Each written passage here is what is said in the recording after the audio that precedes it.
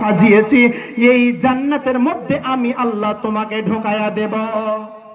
আমি আল্লাহ তোমাকে জান্নাতের মধ্যে ঢোকাবো যদি তুমি দুনিয়ার বুকে আমি আল্লাহর ইবাদত গুলো সঠিকভাবে করো। আমি আল্লাহর ইবাদত বলতে কি বুঝেন? নামাজ, রোজা, হজ, যাকাত, তাসবিহ, তাহলিল ইত্যাদি গুলো আপনি ইবাদত মনে করেন? না না না, নবীজি সাল্লাল্লাহু আলাইহি ওয়াসাল্লাম বললেন শুধু ওইগুলো ইবাদত নয়।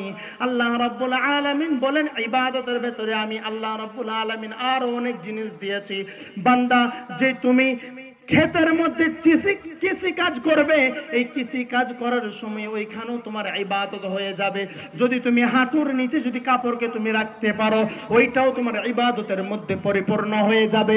বান্দা, তুমি যখন রাস্তার মধ্যে চলবে, চোখ যদি নিচের দিকে করে তুমি হাঁটতে পারো, আল্লাহ বলেন সেইটাও তোমার ইবাদতের মধ্যে অন্তর্ভুক্ত হয়ে যাবে।